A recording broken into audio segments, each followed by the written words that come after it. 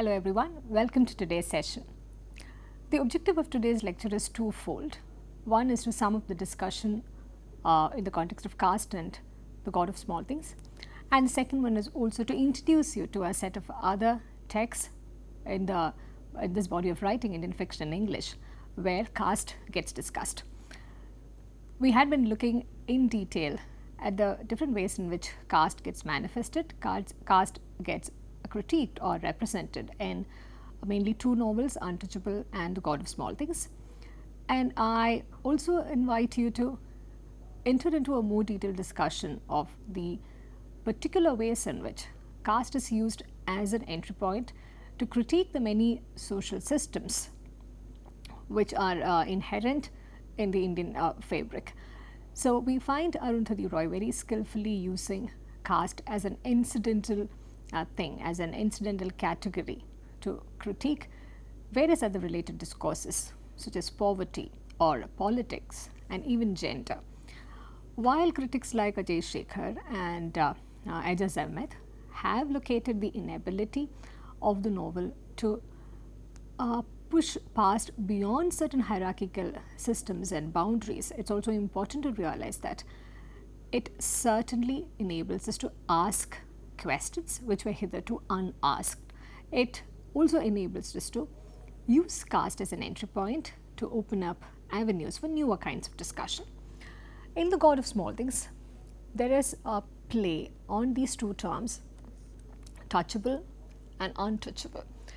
The untouchable community, which could also be seen as a category, the scheduled castes, they are pitched against the upper caste, who are referred to as touchables in this novel. It is by way of mocking the way in which the term untouchable has been coined, and there are certain excerpts from the novel which I try to use as an illustration to show how this word touchable and untouchable are used as synonymous words in order to particularly bring out the irrationality which is inherent in the coining of this term untouchable. In page 73, we are introduced to a certain episode where we are introduced to Velutha and his background. So we also get a sense of how hierarchically, traditionally untouchability operated. And let me remind you that the entire narrative, even while it is in the third person, it is from the point of view of these twins, Esther and Rahel. So there is a simplification of caste and its practices, which also brings out the whole absurdity of it. So here, while we are being initiated into the context, the background of the traditional hierarchical practice of untouchability, this is the explanation given. They were not allowed, the untouchables, they were not allowed to touch anything that the touchables touched.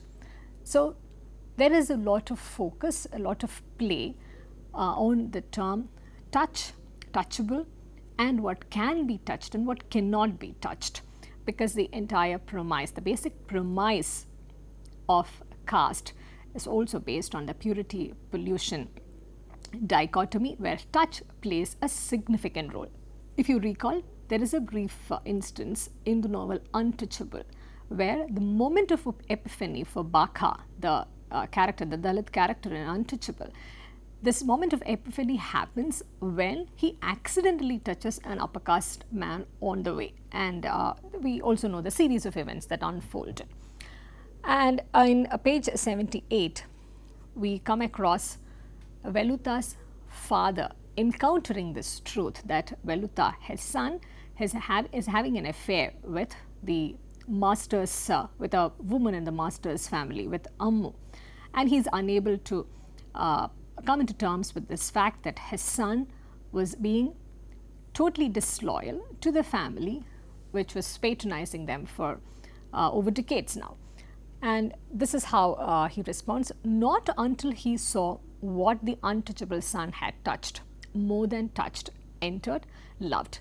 So here, as we pointed out, as we spoke about how caste is older than everything, older than communism, older than church, older than all British colonial encounters which we witnessed. So, caste being older than all kinds of laws and love laws, this becomes perhaps the most unforgivable kind of sin that a touchable son could commit.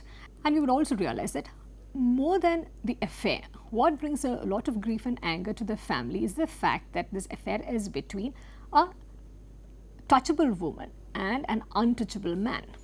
And there are also references to touchable games and touchable future, to which the access of the untouchable man is denied. This reference comes in page 307, where the chapter History House, which is also part of this chapter, History House, where the one of the climactic scenes of this novel happens, where Velutha is beaten to pulp by the police. When we look at this strange relation between caste, communism and gender, we realize that there is a patriarchal mindset which dominates and overpowers all of these three together.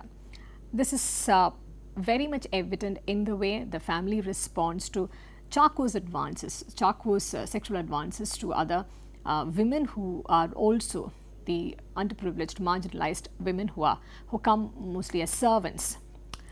In page 168, we find this: neither Mamachi nor Baby Kochuma saw any contradiction between Chaco's Marxist mind and feudal libido. Chaco is Oxford educated. His political beliefs rest in Marxism and communism. He is a self-declared communist. He is also known as one such liberated individual in the locality. But his libido comes across as being very feudal. And the family does not see any mismatch, any dichotomy in this Marxist mind and feudal libido coexisting together. And we also find the women in the family justifying this in page 258, how tolerance of men's needs as far as the son was concerned became the fuel for her unmanageable fury at her daughter. So, Ammu's transgression is seen as an unforgivable sin for which the untouchable man has to pay with his life. Yeah? We know that Velutha ends up getting killed by the police. But Chaco's needs, Chaco's libido, his sexual needs are tolerated. In fact, it's even justified as men's needs. There is even a provision made within the family where women can come and go without getting noticed by others. The caste imagery, especially in the portrayal of Ammu's and Velutha's affair, and this is and the way that this gets narrated, it brings out the horror and the unspeakability of such an association. So we begin to wonder what the discomfort is with adultery of Ammu and Velutha, Ammu being a divorcee. Is this a discomfort with adultery, or is it about an untouchable body claiming a touchable woman, which becomes a larger kind of transgression which totally defies all kinds of hierarchical divisions? We find one of the women wondering, how could she stand the smell? Haven't you noticed? They have a particular smell, these Paravans. Paravan is the caste name, the caste category to which Velutha belongs, and it's also used as a derogatory term. She imagined it in vivid detail, a Paravan's coarse black hand on her daughter's breast. So, what is more agonizing for them is the fact that there is this black untouchable body claiming this touchable woman, which by extension becomes a violation of their aristocratic past, their identity, which they claim to have a shared lineage with that of the upper caste Brahmins in Kerala. So, we find it a little difficult to understand whether the family's discomfort is with the act itself, or about the fact that one of the agents in this act, the untouchable man Paravan, he is not supposed to do this. He is not supposed to claim a touchable body. And this difference between caste and class is brought out quite wonderfully in this brief passage in the novel. there is this character Kochumaria, who's a cook in the family, but we find that she also feels the need to preserve her caste status by displaying particular caste markers. And we also realize that caste is not linked here with economic status or class. Kochumaria wants to showcase her caste identity, her upper caste identity, by wearing on herself certain peculiar markers. And in this case, it's a kunuku, which is a different kind of an earring worn by upper caste Syrian Christian women. So, Kochumaria couldn't stop wearing her kunuku, because if she did, how would people know that despite her lowly cook's job, 75 rupees a month, she was a Syrian Christian Marthomite, not a Pelea or a Pulea or a Paravan, but a touchable upper caste Christian into whom Christianity had seeped like tea from a tea bag. In this seemingly simple narration, the irony, the sarcasm is very hard to miss. Kochumaria knows that her status is a lowly one. She gets paid a mere sum of a petty sum of 75 rupees a month. In spite of that, she thinks that she is far better than a Pelea, Pulea or a Paravan, because she is a Syrian Christian, and this is the kunuka, the marker of this upper caste identity is perhaps her only claim to social mobility, the only marker in herself which would differentiate her from, say, the other lowly individuals, such as an untouchable person. And this is very interesting, because caste operates in a totally different way, unlike class, where economic status and the other such variables also play a role. And Velutha's character in The God of Small Things, there are certain similarities that we can identify between Velutha and Baka. Just like Baka stands out as a different kind of a scavenger, we find that Velutha wasn't supposed to be a carpenter. This appears quite early in the novel when Velutha's character is introduced to us. We find Velutha being politically very active, participating in political rallies, having an opinion of his own, and his gait, his body language, it does not really reflect the identity or the behavior of other lower castes, other Paravans. And somewhere midway through the novel, there is a statement. Unlike Velutha, Kuttappan was a good, safe Paravan. He could neither read nor write. So, this is an aspect which differentiates Velutha from that of Baka. Here we find that while Velutha is presented as a perfect character, an almost perfect character, we find that he is not a safe Paravan. He is presented in a rather daring way, given the limited context of Indian fiction and English. We find that he comes across as someone who can clearly be integrated, incorporated into the upper caste milieu as well, because until that moment when he transgresses that boundary where he goes on to claim the touchable woman, until that moment he is allowed to exist, he is allowed to be what he is, though people did have differences of opinion about that. But we realize that the moment the transgression is made, his safety is at risk, because he is acceptable. He can be acceptable as a safe Paravan only if he stays away from all the other things which the touchable community also has a claim, which the touchable community also has access for. And he comes across as someone, despite his lowly status, understands politics, understands the intricacies of the society in which he is placed, and that also becomes a factor which totally leads to an extremely risky position as far as he is concerned. And in chapter 18, in the history house where he is beaten to pulp, where Velutha is beaten to pulp, it is particularly mentioned that he is beaten to pulp by touchable policemen. So, we find if the policemen could be seen as symbols of power, as symbols of a system, of a society, of an administration, of a nation, we will find that Velutha is pitted against the system itself. It's a touchable policeman who find it convenient for personal, political and administrative reasons to push him down, and the reason being the one major transgression, the one major act of transgression that he did by breaking the love laws. We find that Velutha completely loses his right to live once he breaks the love laws. And interestingly, we find that there are many things which seem to be permissible within the context of this novel.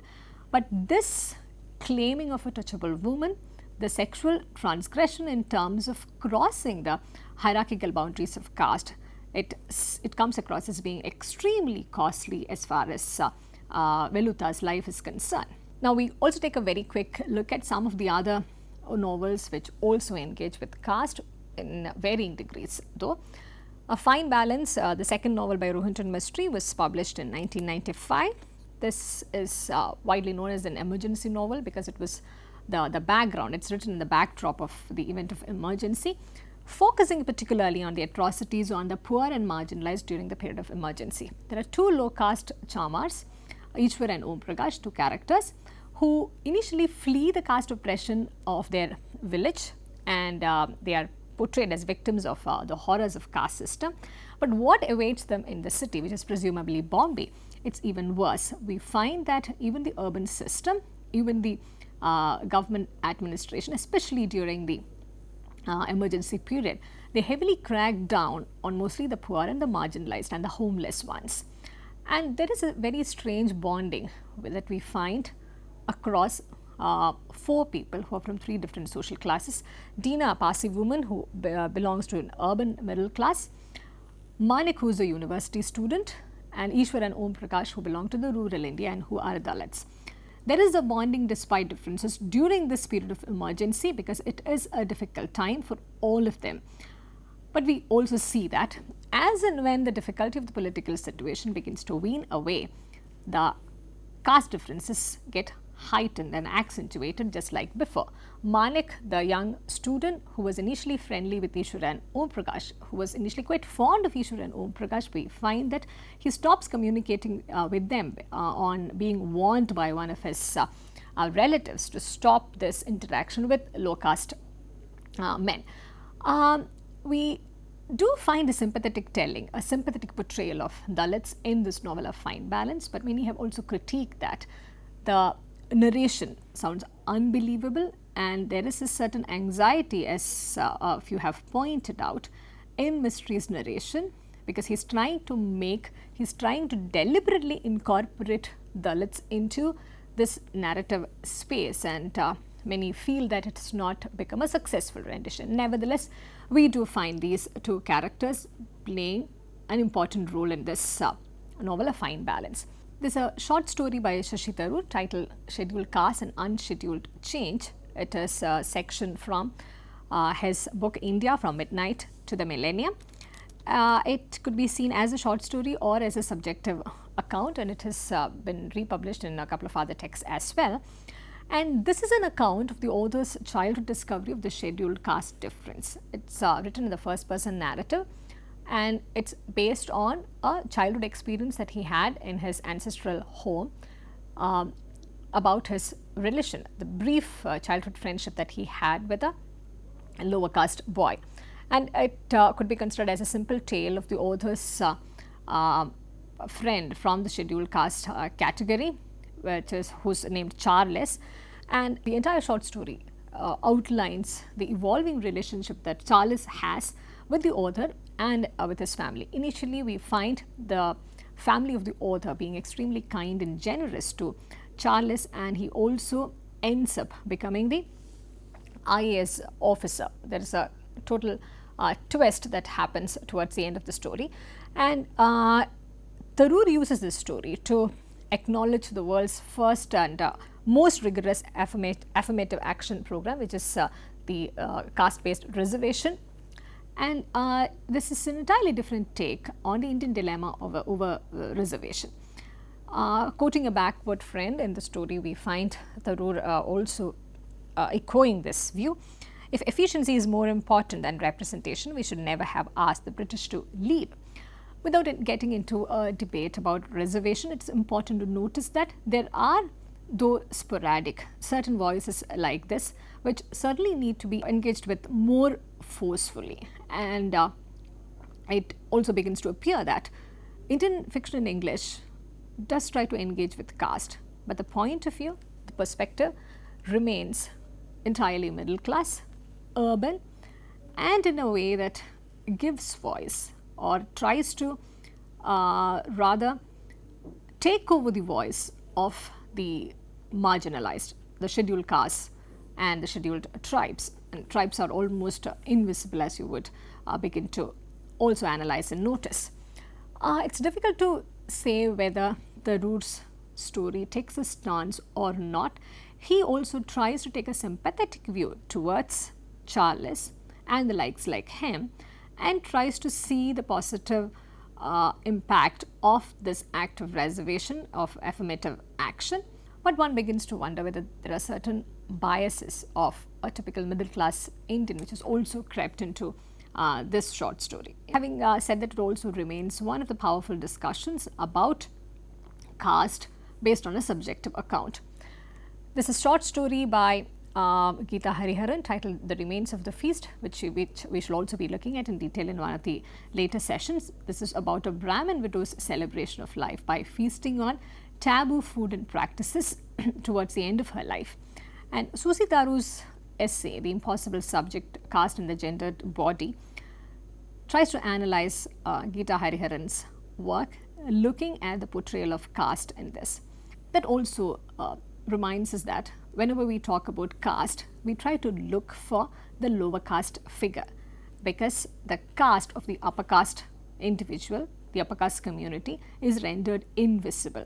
But caste markers are there, just like gender is attributed. Whenever we talk about gender studies, it is invariably about women. In the same way, when one talks about caste or caste studies, it becomes something to do with the lower caste, never about the upper caste. Here, Taru's essay is an interrogation into this prevalent common sense, and she tries to completely unpack the way in which we look at caste and the representation of caste in a work of fiction. This is a work that we shall come back to look at in one of the later sessions. And finally, we look at The White Tiger, again a work which we will try to do in detail in a later session. Aravind Adiga's Booker Prize winning novel. This deals with issues of social mobility in the new social hierarchy of India. There is this character of Balram Halwai, who is poor, who belongs to the rural hinterlands, and he is also lower caste. He has an interesting story to tell in the form of letters to a Chinese premier.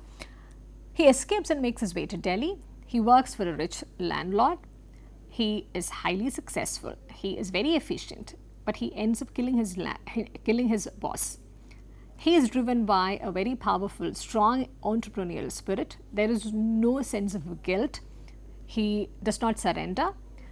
Instead, he leaves for Bangalore and starts his own business. So this is a ruthless story of Balram Halwai, who goes to riches from rags in an unconventional way. There have been critiques about this presentation of the new India. There have been a lot of discomfort articulated about the way this kind of a social mobility was written about, but nevertheless, the presence of this lower caste character makes the telling of the story slightly different. So one also begins to wonder whether a similar story can be told, say, about a man who belongs to a different caste or a different religion. And these are certain questions perhaps one should begin to ask by way of critiquing the representations of caste in Indian English fiction. And I hope these insights have been quite useful for you to begin on a new journey of understanding Indian writing in English. And I also hope that you would also use your own sources and your own reading to come up with more interesting critiques and analysis in a similar context. I thank you for listening. I look forward to seeing you in the next session.